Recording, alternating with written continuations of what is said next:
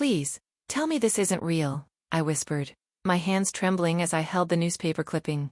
Daniel stood in the doorway of our bedroom, his face pale in the moonlight. The article was dated 3 years ago. The headline read, "Local architect dies in tragic accident, Daniel Morrison, 32, killed instantly." There was a photo.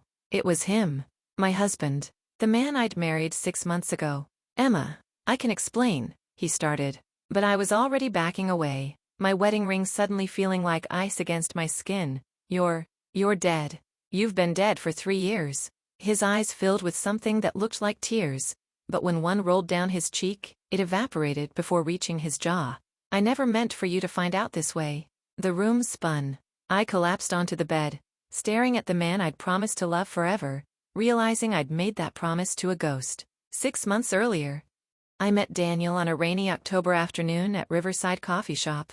I was a romance novelist struggling with writer's block, convinced that real love was just as fictional as the stories I wrote. I'd been through 3 failed relationships, each one leaving me more cynical than the last. He was sitting alone by the window, sketching something in a leather notebook. When our eyes met, he smiled, and something in my chest loosened.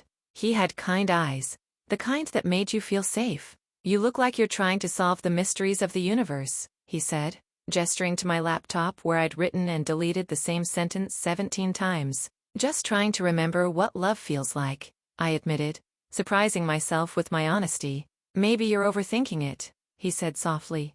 "Love isn't complicated. It's just showing up for someone, even when it's hard." We talked for 4 hours. He told me he was an architect, that he loved old buildings and believed every structure had a soul. He said he'd been through something difficult recently and was trying to rebuild his life. I assumed he meant a bad breakup or a career setback. I didn't know he meant death. Over the next 3 months, Daniel was everything I'd ever wanted. He listened when I talked about my failed novel. He brought me coffee exactly how I liked it. He left little notes around my apartment. "You're more talented than you know, and your smile is my favorite part of the day." But there were strange things I rationalized away. He never ate in front of me. "I have a sensitive stomach," he'd say, always claiming he'd eaten before we met. He felt cold to the touch. "Poor circulation," I'd tell myself, wrapping him in blankets. He only visited at night. "I work crazy hours," he explained. "I want to spend my free time with you." He had no social media presence. I deleted everything after a tough period in my life. Fresh start. His family never came around. "We're estranged." "It's complicated." I believed every word because I wanted to, because he made me feel alive in a way I'd never experienced. When he proposed on a foggy December evening at the same coffee shop where we'd met, I said yes without hesitation. The ring was vintage, beautiful, cold against my finger. "I know this is fast," he said, his voice cracking with emotion, "but I don't want to waste a single moment of the time we have." I thought it was romantic. I didn't realize he was being literal. The wedding was small, just my parents, my sister Claire, and a few of my friends. Daniel had no one. "Are you sure none of your family can make it?" my mother asked, concerned. "I'm sure," Daniel said, smiling sadly. "Emma is my family now." My sister pulled me aside before the ceremony. "Emma, don't you think this is all moving really fast? You barely know him."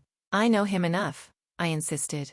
"He's the best thing that's ever happened to me. But he's so secretive. You don't even know where he works. You've never been to his apartment. He's private. Not everyone broadcasts their entire life." Claire looked at me with worry in her eyes. "I just don't want you to get hurt." "I won't," I promised. I was so wrong. The first month of marriage was blissful, but the oddities intensified. Daniel would disappear for hours with no explanation. I'd wake up at 3 a.m. to find him standing motionless in the living room, staring at nothing. "Are you okay?" I'd ask. "Just thinking," he'd whisper. "Go back to sleep." He never slept. I realized that one night when I pretended to be asleep and watched him. He just lay there, perfectly still, not breathing deeply like a sleeping person should, not moving, not dreaming. I started investigating. His office phone number went to a disconnected line. The architectural firm he claimed to work for had no record of a Daniel Morrison in their employee database.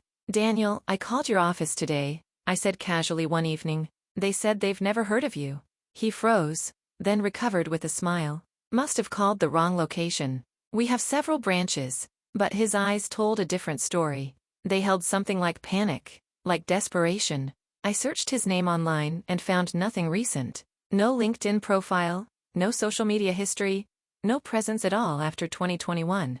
Then I went to the basement, a place he'd told me was just storage and not to bother with. The door was always locked, but I'd found the key hidden in his coat pocket. Inside, I found his life. Or rather, the remnants of it. Boxes of belongings, photos of him with people I'd never met, awards from his architectural work dated before 2021.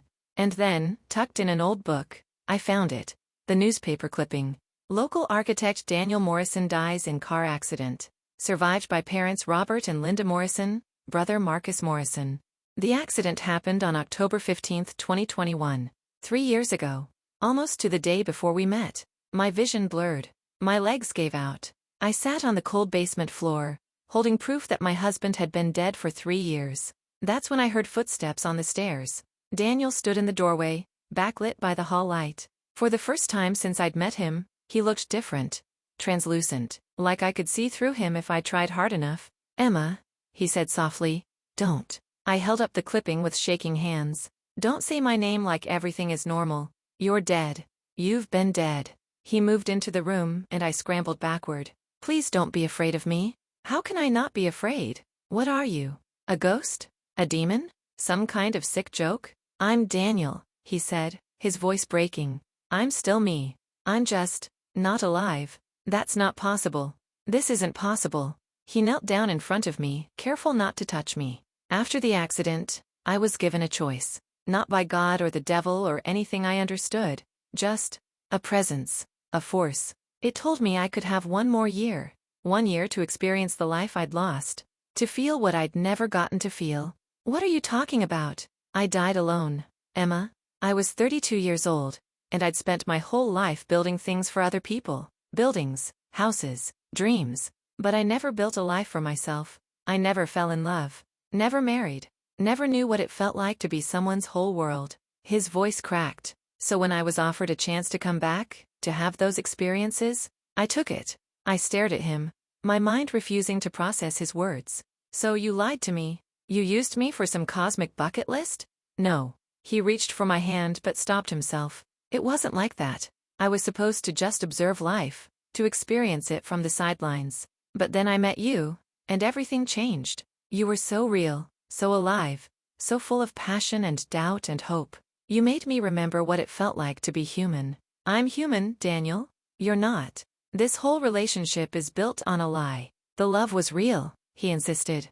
"Everything I felt for you, everything we shared, that was real." "But you knew."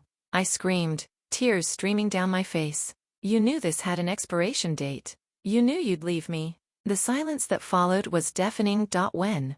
I whispered. "When do you disappear?" He looked at the ground. 1 week from today, October 15th. 3 years to the day I died. 7 days. I had 7 days left with my husband before he ceased to exist. I should have thrown him out. I should have called a priest, a paranormal investigator, a psychiatrist. Anyone. But instead, I did something that surprised us both. "Then we make these 7 days count," I said, wiping my tears. "Emma, you don't have to." "I'm not doing this for you," I interrupted. "I'm doing this for me. You stole 6 months of my life with your lies. The least you can do is give me honest answers for the next 7 days." He nodded, relief and pain warring on his face. Over the next week, Daniel told me everything. The truth of his death, the coldness of the in-between, the bargain he'd made. He told me about his human life, his regrets, his family he'd left behind. "Your parents," I said on day 3, "they think you're dead. Have you seen them?" "I watched them at first," he admitted. "But it hurt too much. They'd moved on. My brother got engaged. My mom finally started smiling again. I couldn't disrupt that. But you could disrupt my life." He flinched. "I'm sorry. I am so deeply sorry." On day 5, I made him take me to his grave. Riverview Cemetery, plot 247. The headstone read, "Daniel James Morrison, beloved son and brother, may his buildings stand as testament to his vision." "They never knew about you," I said, standing over his grave. "Your parents, your brother. They don't know their son came back. They don't know he fell in love, got married, had 6 months of happiness. How could I tell them? It would only hurt them more when I left again. I turned to him, and for the first time in 5 days, I touched him. His hand was ice cold, but solid. Real. You're a coward, Daniel. You took the gift of a second chance and spent it hiding. From your family. From the truth. From me. He bowed his head. You're right. On your last day, I said, my voice hard, we're going to visit your family. You're going to tell them goodbye properly. You owe them that much. You owe me that much. Emma. That's my condition. You want these last days with me? Then you face the people you left behind. He agreed. On day 6, we visited his parents' house. I stood beside him as he knocked on a door he'd walked through 1,000 times in his human life. His mother answered, older than in the photos, with silver hair and kind eyes. She didn't see him at first. She only saw me. Can I help you? She asked. Mrs. Morrison, my name is Emma. I was married to your son. Her face went white. That's not possible. Daniel died 3 years ago. I know, but he came back. Just for a little while. And he's here now. I stepped aside, and Daniel moved into view. I don't know what his mother saw, if she could perceive him fully or just sense something. But her hand flew to her mouth, and tears streamed down her face. Danny? She whispered. Hi, Mom, he said, his voice thick with emotion. We spent hours there. His father, his brother Marcus, his brother's fiancée. I watched Daniel say the goodbyes he'd been denied 3 years ago. I watched him apologize, express love, and find closure. His mother held my hand as we left. Thank you for bringing him back to us, even if just for a moment. And I'm sorry he brought you pain. He brought me love too, I admitted. That's what makes this so hard. October 15th arrived too quickly. Daniel and I spent the last day in the coffee shop where we'd met, talking about everything and nothing. About the life we'd had and the life we'd never have. I don't regret loving you, I told him as the sun began to set. I'm angry, and I'm hurt. But I don't regret it. I regret lying to you, he said. But I don't regret a single moment we spent together. What happens when you go? I don't know. Maybe nothing. Maybe peace. Maybe I get to start over somewhere else. Do you think we'll meet again? In another life? He smiled sadly. I hope so. And next time, I promise to be honest from the start. As midnight approached, we went to the riverbank where he'd proposed. The same fog rolled in, thick and mysterious. Daniel was already starting to fade, his form becoming translucent, ethereal. I'm scared, I admitted. Me too, he whispered. But I'm grateful. You gave a dead man a reason to feel alive again. And you taught me that love is real, I said through tears. Even when it's impossible. Even when it breaks your heart. He cupped my face with hands I could barely feel anymore. Write our story, Emma.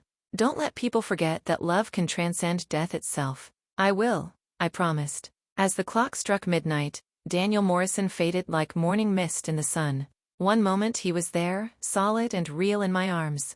The next, he was gone, leaving only the cold air and the memory of his touch. I stood alone by the river for a long time, my wedding ring the only proof he'd ever existed.